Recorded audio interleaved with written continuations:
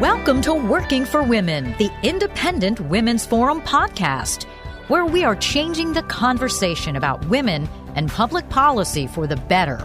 Hi, my name is Carrie Lucas, and I'm president of Independent Women's Forum. I'm thrilled to be here today with Claudia Rosett, IWF's Foreign Policy Fellow.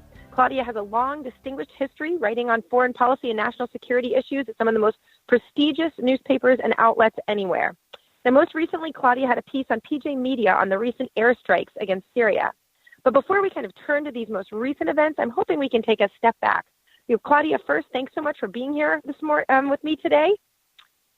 And I'm hoping you can start us off a little bit by giving us a little background on why the U.S., along with our partners from Britain and France, decided to make this move against Syria. Thank you, Carrie. I'm delighted to be here. And the reason that America and two of its closest allies, Britain and France, decided to carry out this airstrike against Syria's chemical weapons facilities is that while there may be a lot of disagreement in the world today on what to do about various terrible trouble spots, and Syria is really high on that list, one thing that really all civilized countries can agree on, and that's also written into what we call international law, something backed by treaties that almost everyone has signed on to, is that chemical weapons are just too terrible to be used. This was something where in World War I, people were so horrified by how these weapons worked that the hideous deaths and damage and so on that they inflicted on people, that they really became taboo. First, there was a Geneva deal that they were not to be used, and then the Chemical Weapons Convention came along. And so there's sort of general agreement that these simply are not weapons to which anyone should resort. And that was the line that the U.S. and France and Britain were trying to enforce with this strike in Syria. You just don't use chemical weapons, and you don't let this start to become normalized. Well, that's such an interesting and really is important background to have. And if I remember correctly, this isn't the first time that Syria's used chemical weapons, right? Oh, you remember very correctly. For the last 5 years, the Assad regime in Syria has been using chemical weapons from 2013 right up until earlier this month in that strike on Douma. In fact, our ambassador to the UN, Nikki Haley, said in the debate over what to do about this latest use in Douma, Syria, that the U.S. estimates that Bashar Assad in Syria has used chemical weapons at least 50 times, and by some reports, more like 200. Well, that really is. It's interesting. It shows that if something isn't, if something's not enforced, then people are going to keep doing it. So it is interesting that the Trump administration decided, to finally make good on this promise for there to be consequences to using chemical weapons. But in this circumstance that Russia's been heavily involved in the situation in Syria and are now really unhappy with these airstrikes. Can you tell us a little bit about Russia's role in this and why they have are such a big player? Sure. Russia was supposed to make sure this didn't happen.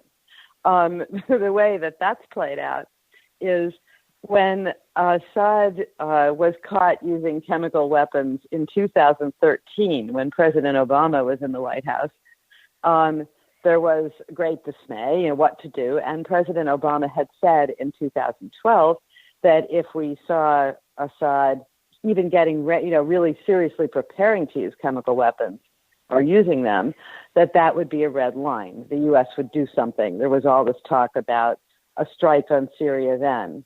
And then President Obama backed away. He erased that red line. He said it wasn't his red line. It was the international community's red line, even though those were his words. And instead, he cut a deal with Russia's Vladimir Putin that they took to the United Nations, where it was enshrined under a UN resolution aimed at getting rid of the use of chemical weapons in Syria, where Russia promised to become the guarantor that Assad would give up all his chemical weapons. Russia would make sure they were all eliminated, moved out of the country, destroyed, that basically he had no more chemical weapons program. And this was actually, this was very worrisome at the time because Russia is actually not that wonderful a guarantor of peace and progress in the world. It's been very problematic under Vladimir Putin's, at this point, 18-year reign. And what this became was really perverse. It became the portal for Russia's major reentry into the Middle East through Syria, where it was supposed to be making sure that Assad's chemical weapons arsenal was gone. Syria, as part of this deal, signed on to the Chemical Weapons Convention, and John Kerry, then Secretary of State for President Obama, assured us all in 2014 that 100% of the chemical weapons were gone. Well, that didn't happen at all. And with Russia as guarantor, Assad then completely violated his promise. Effectively, Russia violated its promise to supervise his giving up the chemical weapons.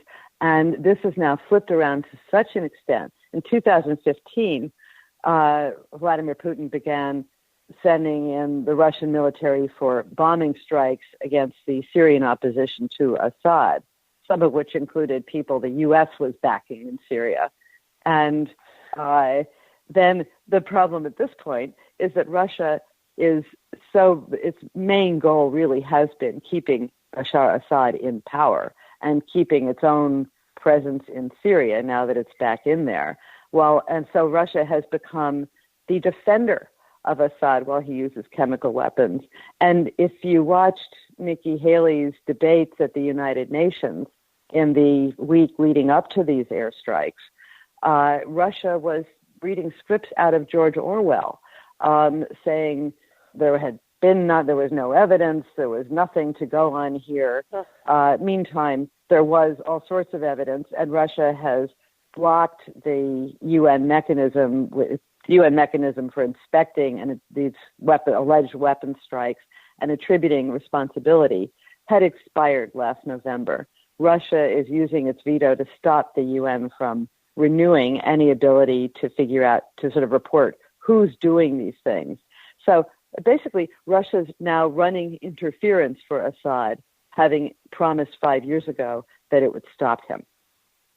Wow. Well, do you think that given all this and this incredibly complicated situation, do you think these airstrikes were a good move? And what is kind of the hope for outcome for this kind of limited attack on Syria? Oh, yes. Carrie, they were a very good move. What they are doing is redrawing that red line that President Obama erased or handed over to Putin in 2013. Yeah. And what they do is they not only help to degrade Assad's ability to launch chemical weapons attacks, they have destroyed at least some of his facilities, including a very important research center that was really sort of a devil's own laboratory, if you like, a center not only for chemical weapons, but for biological weapons. The Syrian Scientific Studies and Research Center on the edge of Damascus. But they've also sent a message, and they sent a message not only to Assad, that he's no longer sort of immune from any use of force to enforce that red line.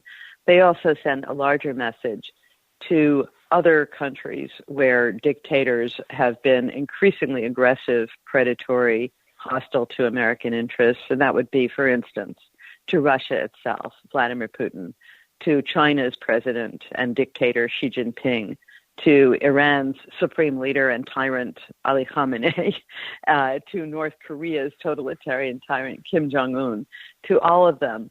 The basic message is that when the America says these days it's drawing a red line, they should take it seriously, that there now is a willingness to use force to back that up.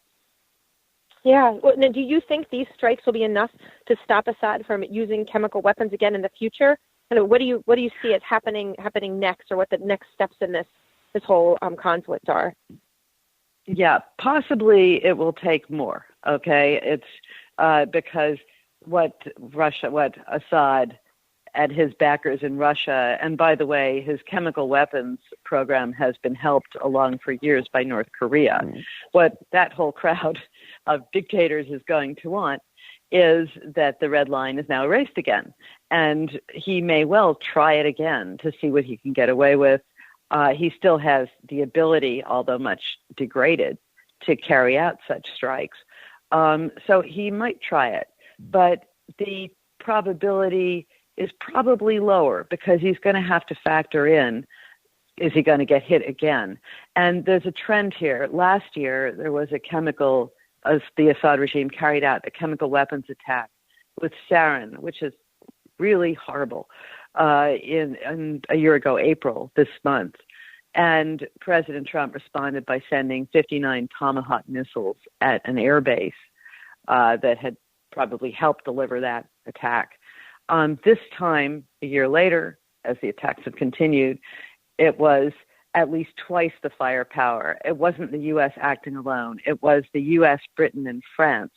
And what that gives you is 3 nuclear powers, who are 3 of the permanent 5 members of the Security Council acting against Syria and its main sponsors, Russia and actually Iran, although that's been lower profile in this case. But so it might not stop them, and it's not going to fix the horrible mess in Syria, which is really where ISIS is now vastly diminished, but not completely gone. And you just have this great welter of warring factions with the Iranians in there threatening the Israelis, with the Russians in there, with us trying to clean out the remainders of ISIS. There's a lot going on in Syria. It's not going to fix that. But the aim was to try to deter the use of chemical weapons. It's a very good move in that direction.